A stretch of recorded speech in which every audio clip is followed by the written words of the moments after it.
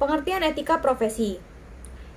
Etika profesi menurut Kaiser dalam Suharwardi Lubis 1994 halaman 6-7 adalah sikap hidup berupa keadilan untuk memberikan pelayanan profesional terhadap masyarakat dengan penuh ketertiban dan keahlian sebagai pelayanan dalam rangka melaksanakan tugas.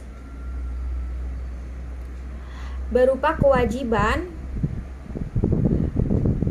terhadap masyarakat, kode etik profesi adalah sistem norma, nilai dan aturan profesional tertulis yang secara tegas menyatakan apa yang benar dan baik, dan apa yang tidak benar dan tidak baik bagi profesional. Kode etik menyatakan perbuatan apa yang benar atau salah, perbuatan apa yang harus dilakukan dan apa yang harus dihindari. Yang kedua, fungsi kode etik.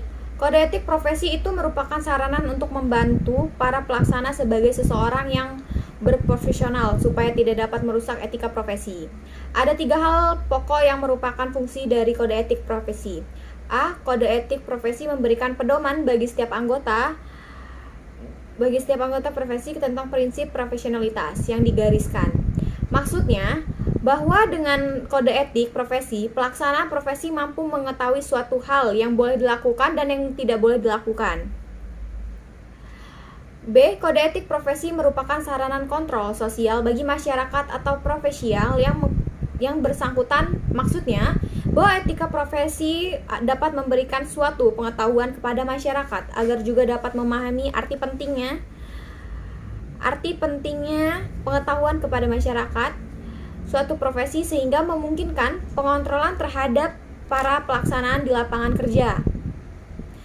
Kalangan sosial. C. Kode etik profesi mencegah campur tangan pihak di luar etika dalam keanggotaan profesi. Arti tersebut dapat dijelaskan bahwa para pelaksana profesi pada suatu instansi atau perusahaan yang lain tidak boleh mencampur pelaksanaan profesi di lain instansi perusahaan tersebut. Yang ketiga, apa saja sih kode etik apoteker Indonesia? Kode etik apoteker Indonesia tertulis pada Kongres Nasional ke-18 Ikatan Sarjana Farmasi Indonesia. Bahwasannya, seorang apoteker di dalam menjalankan tugas kewajibannya serta dalam mengamalkan keahliannya harus senantiasa mengharapkan bimbingan dan keridhaan Tuhan Yang Maha Esa. Apoteker di dalam pengabdiannya serta dalam mengamalkan keahliannya selalu berpegang teguh kepada sumpah atau janji apoteker. Menyadari akan hal tersebut, apoteker di dalam pengabdian profesinya berpedoman pada satu ikatan moral. Nah, apa saja sih ikatan moral itu? Perhatikan slide berikut.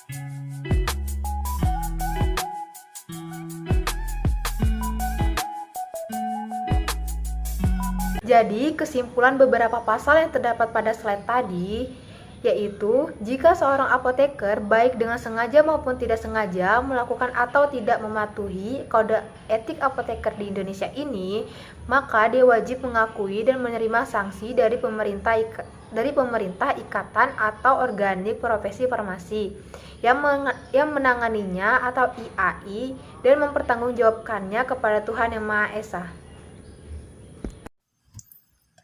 Selanjutnya, yang keempat, terdapat tujuan Kode Etik Apoteker Indonesia. Tujuan Kode Etik Apoteker Indonesia dari keseimbangan hak dan kewajiban. Yang pertama, terdapat menjunjung tinggi martabat profesi atau eksistensi. Yang kedua, menjaga dan memelihara kesejahteraan anggota atau jaminan kesejahteraan lahir batin. Yang ketiga, meningkatkan pengabdian anggota. Yang keempat, meningkatkan layanan kepada pengguna jasa. Dan yang kelima, menentukan standar sendiri atau otonomi profesi.